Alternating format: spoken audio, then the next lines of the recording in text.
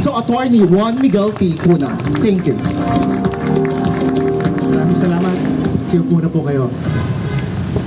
Unang-una po, binabati po natin ang pinagmamalaki hindi lamang ng lungsod ng Maynila, kundi po ng mga dati niyang kasamahan sa Konseho ng Maynila, si Secretary to the Mayor Letlet Sarcal and myself, Mayor Isko Moreno Dumagoso.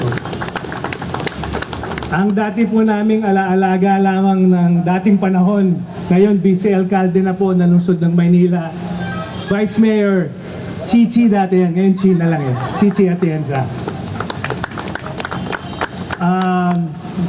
Nabanggit ko na kanina, matagal ko na pong kasamahan, ngayon Secretary to the Mayor, kanyang distrito po ito, ikatlong distrito ng Maynila. Siguro mga naka 8 terms ka ba? Oh, 8 term. So talagang mahal na mahal ang kanyang distrito at ang lungsod. Now, as a Secretary to the Mayor Letlet Sarcal. Mr. Kenneth Amorao, nagpapasalamat ako sa ating Mayor dahil ngayong araw ko lang nalaman na yung dating kilala nating DPS, the Department of Public Services, is now the Department of Environment and Public Services only last January. So, malaking bagay po ito dahil nakikita natin na binibigyan ng lungsod ang kahalagahan ang environment, environmental protection. And I think napakalaking bagay po nito because the local government units for environmental protection will always play a very big part.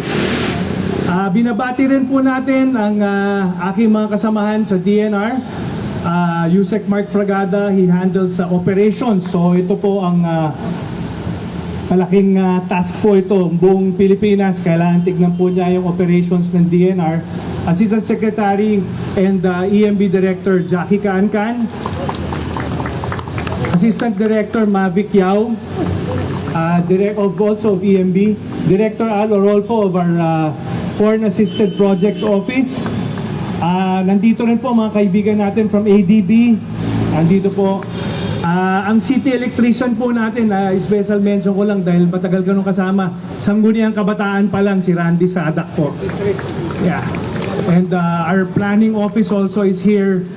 Ang mga kaibigan natin sa media and from the private sector, from the DNR and EMB. Gusto kong banggitin nga pala, Mayor, kasi nandito yung Regional Executive Director ng NCR, si Attorney Michael Matias, at ang RD ng EMB NCR, kung saan may nakasakop dito sa lungsod ng Maynila, si RD Janice Pamit, na kanina pang ini-interview tungkol sa isang pangyayari sa ibang lungsod.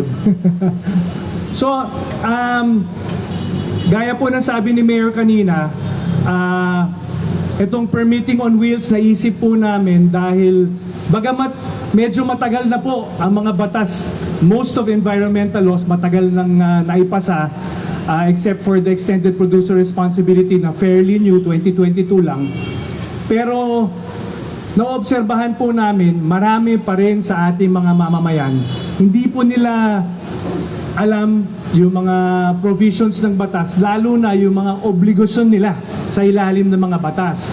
So, naisip namin yung mga small and medium enterprises lalo na, dapat hindi po kaming tumigil na mag-educate. So, this is also an information and education campaign on our part para maintindihan ng gusto ng mga negosyante kung ano ang mga dapat nilang applyan na clearances and permits under the DNR para po maging legal ang kanilang operations. Bibilin po ang ating Pangulo Bongbong Marcos sa akin na una, ilapit ang serbisyo sa tao. Pangalawa, gawing mas madali at bilisan ang mga proseso. At pangatlo, gumawa ng mga hakbang para po maging mas magaan ang buhay ng tao. Lalong-lalo na po ngayon sa mga dinadaanan nating krisis as a result of the situation in the Middle East. So, minabuti po namin na ilapit sa mga tao ang mga serbisyo, maturuan sila ng gusto, pati na rin po ang pamahalaang lokal. we want to be able to also capacitate the local government units para hindi na po kailangan pumuntang central office ng DNR yung mga tao. Yung local government na marunong na rin dun sa aming mga permitting systems can help and assist and guide yung mga constituents nila. I think ito ay malaking bagay dahil hindi na kailangan mag-travel papuntang central office namin sa Quezon City, malayo pa po. So, nasabi na rin po ni Yorme kanina na with the situation we are experiencing today, I mean, worldwide, di ba, dahil sa mga pangyayari, gusto namin as an agency makatulong sa ekonomiya. So one way na makatulong po is pabilisin ang mga proseso para makapag-operate na kaagad ang mga negosyo para magkaroon ng trabaho. I think each and every agency of government, ito po ang dapat end goal at this time. Makatulong sa ekonomiya, magkaroon ng trabaho ang mga tao kaagad.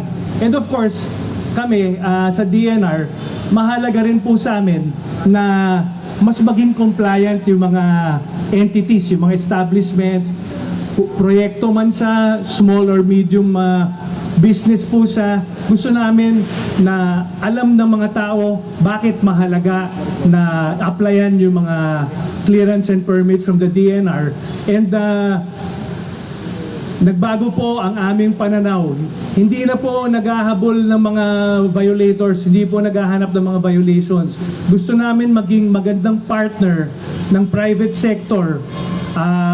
First, para mag-guide ng mabuti anong mga kailangan ninyo sa DNR.